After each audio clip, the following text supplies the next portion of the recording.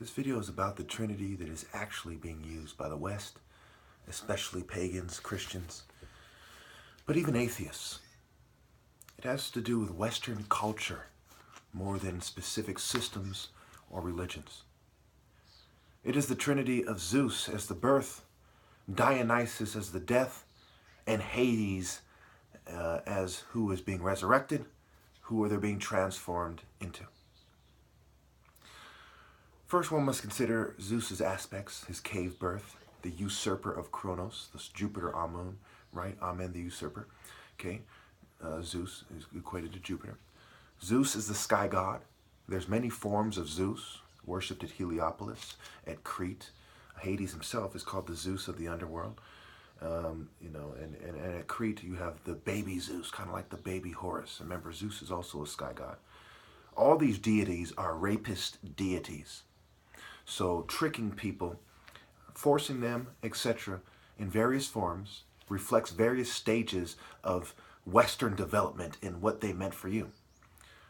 Hades is said to be passive. If you don't remember anything else, remember Hades is said to be passive.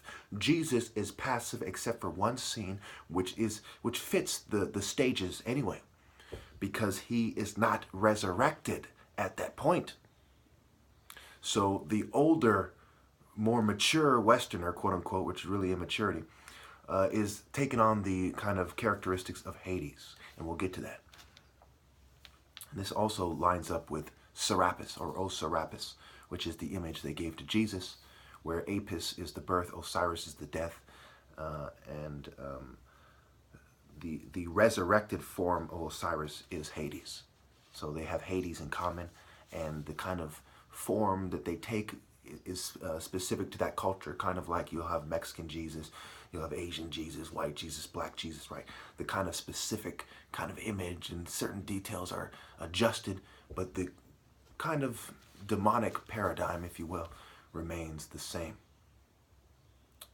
Okay, so you have Dionysus is the man-woman, the deity of the grape, the harvest, the wine, ritual madness, epiphany, protector of those who do not belong in conventional society, and he rides the leopard. He's compared to Pan, which means all, and Bacchus. Remember, this is amalgamation and syncretism. This is the way that the West does, whether you call it the Hegelian dialectic or principle. Okay, meeting halfway. It is merging, combination. And it also makes it ridiculous to avoid my argument of a combination of scales that are applicable. Application works, execution, which is what it takes to be the top martial artist, which is something that is over because of Western technology. It basically has ended already after they began to sabotage me to the point where they crippled me. That was the end of martial arts. They didn't rise up to defend me and to help me secure an honorable future for martial arts, so I declare all martial arts challenge illegitimate for bitches and for cowards. Moving on. The ideal path of a man, quote unquote, in Western culture, from a Western perspective, from every culture's perspective within the West, including people who see themselves as Christians who are adverse to the church unwittingly, is this.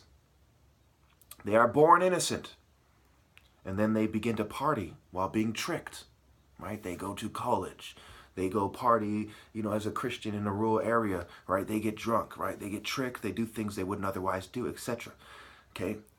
This is the Dionysus stage, right? They're born innocent, kind of like Zeus is supposed to be, right? Baby Zeus, baby Jesus, right? Innocent birth.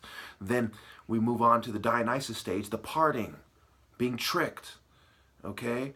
Not belonging in society because you're partying and they're saying, hey, get out of here, you drunk, I'm shutting this party down. Your Dionysus stage, you're riding the leopard instead of this young, vigorous, raw figure, right? The strength of the sun, the symbolism of the sun is Haru. The strength of it, the message for the sun is God, the Spirit of God, the true characteristics of God. Okay. His righteous indignation, his ability to marshal the other planets, etc. Okay, so then we move on to and the fixation of reveling in general, the Dionysus stage. So then we move on to the Hades stage. Hades is the Dionysus or the Zeus of the underworld, who at times is a revealer, but above all stern and dedicated to keeping people down. And so it is with Serapis. Zeus, Hades, and Dionysus are all rapists, and all, not some of the other Greco-Roman deities, including Jesus, help them do it.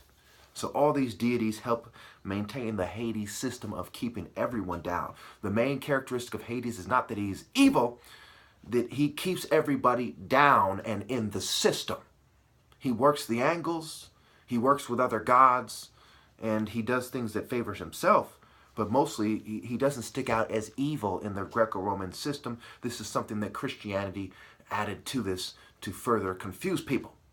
Okay, and also why people say Satan is the liberator of women. It allows for idiots to make the argument that evil isn't so evil after all, because the foundation that they're using is a Greco-Roman mythological foundation. All right, remember, myth, mate, it's a play on words, right? Y, the A. Okay. Apis, the golden calf, especially the son of a rich person who can be compared to a fat person. The birth, Zeus, a sky god. Haru replaced by Apis, which emphasizes the obvious contradiction to the martial arts and perhaps the clever observer. So Apis is the birth. You know, he is the Zeus in the Egyptian version of this thing. Okay, which also fits into the paradigm and allows for them to be readily ruled over. Okay. Remember the golden calf in the Bible, Apis, the birth. Osiris is the death, and he is passive. Remember, he also represents the resurrection, but into his same form? No, the resurrected form becomes Hades. Okay, and in the story, it is Haru. So in Western culture, they're replacing Horus, the son of Osiris, with Hades, the transformed version of Osiris, if you will. Okay, and also he's the last to be regurgitated from Kronos, as Zeus sets them free in the story where Zeus is the usurper of Kronos, and they split the pie, and Zeus gets the sky, Hades gets the underworld. Okay, Osiris is the death, and he is passive, and resurrected as the passive Hades. So Osiris himself is passive. So Zeus is kind of like this harmless baby, goo goo gaga, kind of energetic. He then becomes the passive Osiris, who's a reveler, right? The music and so on, okay? Who then becomes the passive Hades. You know, the Father, the Son, the Holy Spirit. It's basically the Trinity is the birth, the death, and the resurrected form. Okay, so truly this is Satanism. O's stage, hostage. Underground currency, the rich, passive, suffocate if you move too much, you know, as you're tunneling, right? You're going to be more passive. You're going to use your energy in a kind of, you know, Thor's hammer, kind of dwarf kind of way. Okay. Boa, python.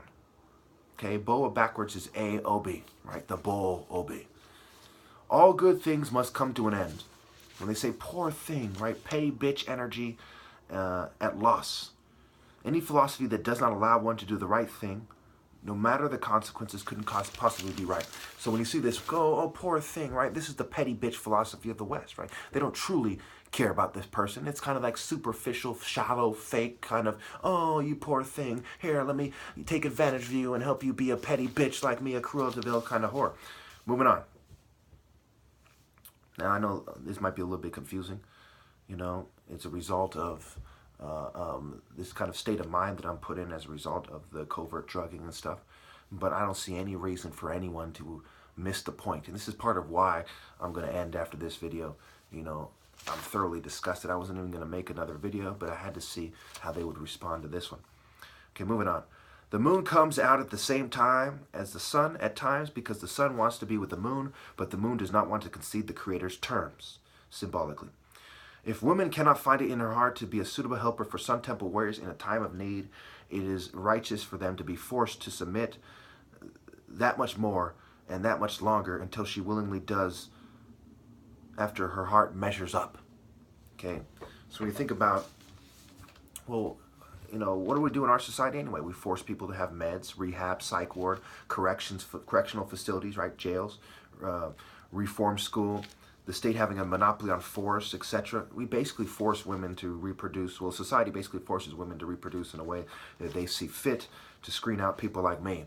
And so naturally, if there was a war, in the natural setting, it would be correct to force women to reproduce in a way that favors the righteous, the fair reproductive cycle, to give them the kind of army and infrastructure they need to conquer the wicked ones. This is a no-brain, natural, righteous. There's no argument that can be made against this. What is the opposition view? No, it's not, and let the evil guys do it and overrun the world, because women are too stupid to breed with the righteous men and empower them and help be their infrastructure so they can take on evil people. So we should just, say, oh, well, you're free to do whatever you want and let the evil people take over. It's stupid. It's stupid. No one would do such a thing.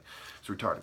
All right. Socrates is said to claim Hades means his knowledge of all noble things. He is also said to carry us all away. So Hades keeps us down by getting us carried away in Babylon's system, so to speak.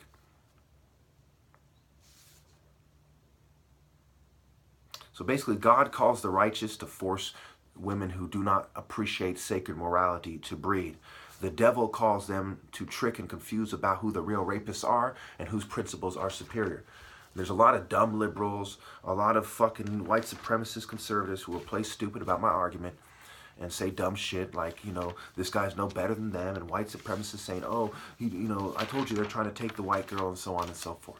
Okay, especially after they've screened black women out for generations to be ugly. A lot of the more attractive, more martial arts body-having black women killed themselves, dying fighting for honor. That's what the book Fighting for Honor is about. It's logic. It's well recorded in history. Yes, they screened out the smarter and more attractive black women. So logically, if one was to restore God's order and women who have been bred in this Western kind of trinity, Zeus, Dionysus, and Hades, they would then pretty much have to be forced to make women do what they want to do, and the more suitable helpers, the more athletic, because of sabotage, drug in the water, feeding poor people, disenfranchised people, junk food, and so on, become the non-black races.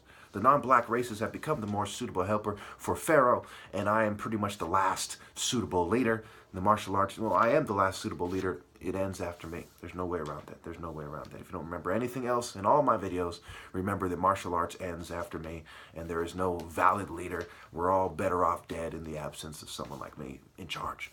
You don't put a light under a bed or something. You put it on a stand for all to see. Moving on. Racial agendas in martial arts. Emulating animals, copying the cat, and kicking is inevitable in natural combat. One must understand nature's war lessons before refining a tribe's war arts. Hunting the enemy is part of war, and in combat it is quite common to have one's hands tied up in the struggle on the battlefield. Okay, tied up meaning I'm stabbing you and I'm blocking him. I'm blocking him, I'm stabbing you. Or he grabs his arm, right? What am I going to have to do? I'm going to have to kick you. Okay? You think a basic part of African war arts isn't the art of kicking effectively? We're just going to ignore that completely and not notice that in tens of thousands of years of tribal war? It's fucking stupid. Of course it starts in Africa. Of course it's fucking stupid. It's so dumb I don't want to think about that anymore. Moving on. All right. Speed, penetration tactics, recovery time, kicking to buy more time, stun, and free oneself is naturally going to occur. Blocking, dodging, and other transferable skills from sparring take place. Endurance after engaging in a full-body demanding exercise also comes into play. Not the endurance from running alone, but specifically from fighting in the most demanding exercise, which is a different way to wear your body out, has a different effect on it. And some people might have running endurance and they won't have fighting endurance. It's not exactly the same thing.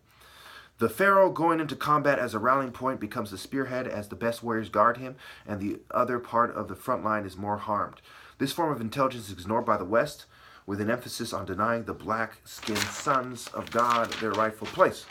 Warriors may change, but the black Pharaoh's only begotten must be Pharaoh. The mulatto look of the Egyptians logically is refreshed by the new black warriors from time to time, naturally, as he regenerates. So there might be other, top martial artists from time to time marrying his daughters in different ways. We come to this conclusion. But eventually, what we're going to see are the people who, the frequency, it's about frequencies and who reproduce in a way that is more consistent with being the top martial artist. All right. This was part of the Egyptians' message with the warrior prowess of the dark skin and the beauty of the light. The moon can be seen as the West got on some ice, as the West following Isis, and the woman Isis turned whore Okay, Hecate. Well, I'm out of time. You know, fuck it. I'll just leave it there.